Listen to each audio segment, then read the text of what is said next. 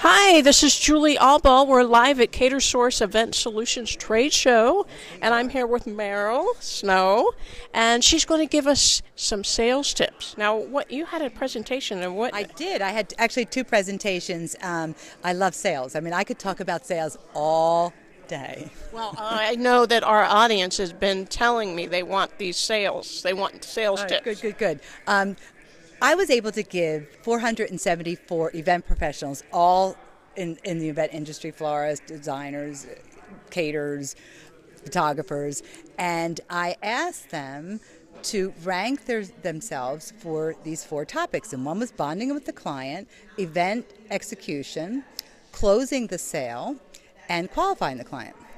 And what we found out that 12% did not feel comfortable in closing the sale, and 13% did not feel comfortable in qualifying the sale. So that was really upsetting to me because we are in this business to sell. But what we really need to understand is that we get into this business because of a passion. I mean, a baker just wants to make cakes and they have a passion for that. A designer, a caterer, and it's not the same skill set. So I think we're very few industries that will say, okay, you have to book it, you have to execute it, and you have to make the contacts. I mean, it's just very, very difficult. Totally different skill sets.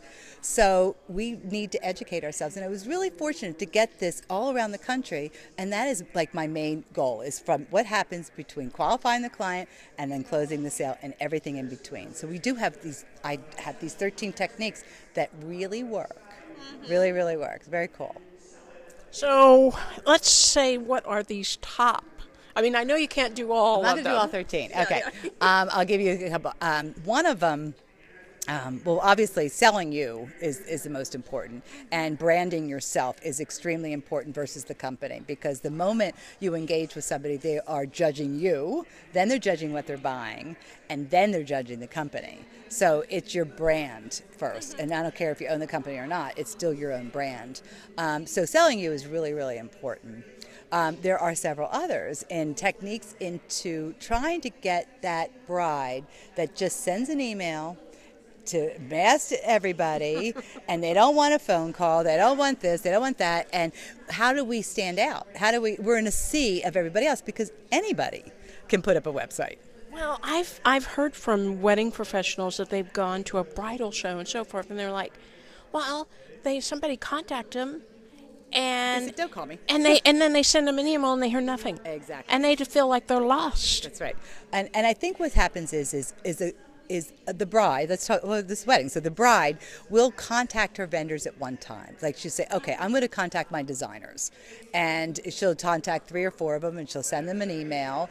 And, some people will call, and that irritates the bride. Some people will just send an email, here's our information, I'll follow up in a week. But we're not standing out. We have to stand out. Each of us have to stand out, so we have to do something a little different. And, send the email, because a bride that sends an email wants an email back. She doesn't want a phone call back. I mean, she doesn't. And these kids are quick, they're fast with their comebacks. But if you send your email to them, say, thank you very much. We all say, but end it with the question by saying, I have some time today. I would love to chat about it. Are you free today or tonight? 9 times out of 10, they will email right back, because we're asking a question, and people are used to answering the question. So you get that. If you can get that phone call, you got it. You have one step ahead of your competitors. Yeah, I think that's very important. And one of the things I think sometimes, what do you feel about educating the client over the phone? Because I've noticed that immediately. You have to. You have to educate them. The phone call, and what burns me up so mad, I get so aggravated, is that everybody has an inquiry sheet. And they're saying the who, what, where, when, they're doing all that. Oh, thank you very much. I'll send you information. Hang up. I'm like, oh my God, you actually have this person on the phone. You've got to keep them on the phone, and you've got to educate them and make that connection and bond. So that is so important. You can educate them.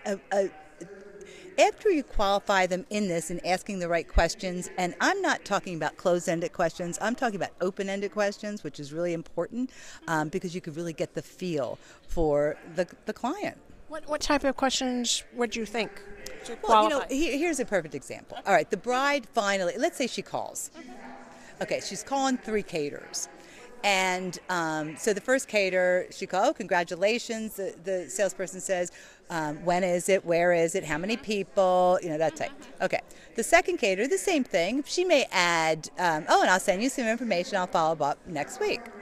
Now, the third caterer, she calls, and she says, oh, I'm getting engaged. And the caterer says, call me crazy, but I've been doing this for so long. I love hearing about the proposal. Well, the bride is like, well, what happened here? Because the other 2 were just like the who, what, where, when, and that's what she's used to. So already we're different. Already you make yourself different. And then you make that bond into conversation.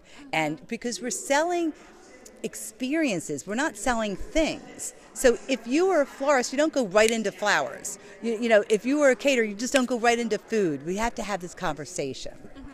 I almost think there's also a difference between if you're talking to the bride's mother as well as if you're talking with the bride or the couple. Right. That's right. It is. But you have to find out who is the influencer in this. Is the mother just doing the research, or is she the one, paying the bill and she's going to be doing everything? Everybody talks about the decision maker. You got to get that decision maker, but you also have to get to the influencer, because the influencer is the one. It's going to change what the bride feels. It just will.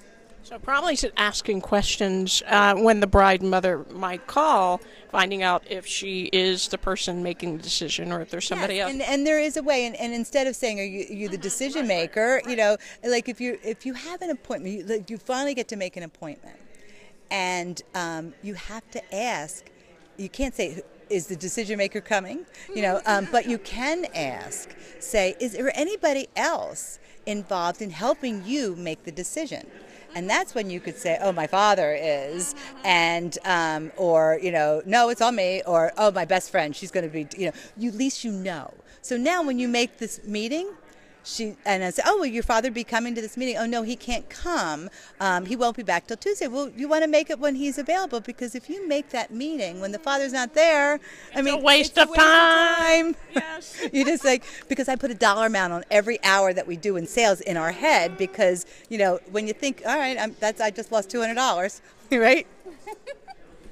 Yeah, those are some great tips. Do you have any closing thoughts?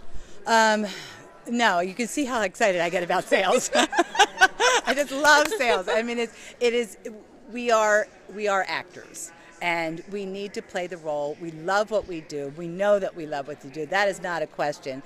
The question is how to get that bride when you know it's your bride, when you know it is your bride. That's it. Yeah. So.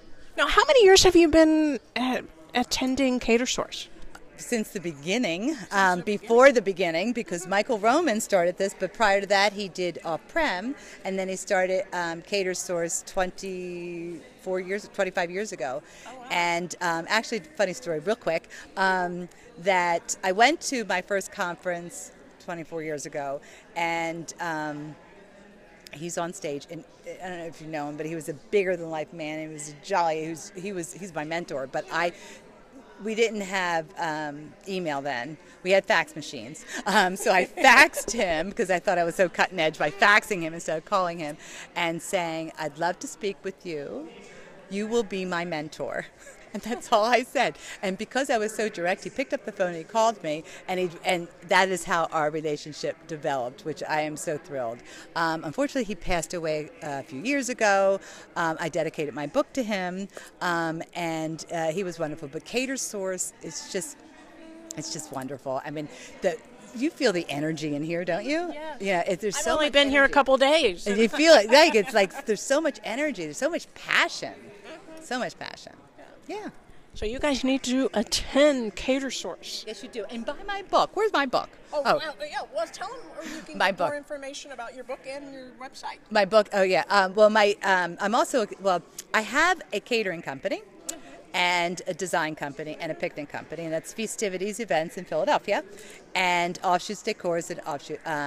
And I'm also I'm not doing the day-to-day anymore. My husband and the general manager are. So that enables me to go all around the country and consult and teach and work with sales teams, which I absolutely love. And I love that because I love when they call me up and say, oh my God, that technique worked. And I was like, yeah. So I have a book. It's called Booked It, simply called Booked It. And you can get it here, or you can get it online at merylsnow.com, or just Facebook me because I'd love to be your friend. And then it's all over there. No, is this Periscope? What's this? Yes, this is is Periscope. We're Periscope Live. Yeah. Yes. I love Periscope. All right, we done? Well, let's. We want to let you know I will still be doing more interviews today here at Catersource Event Solutions Trade Show. So please stay tuned, and we'll be back real soon.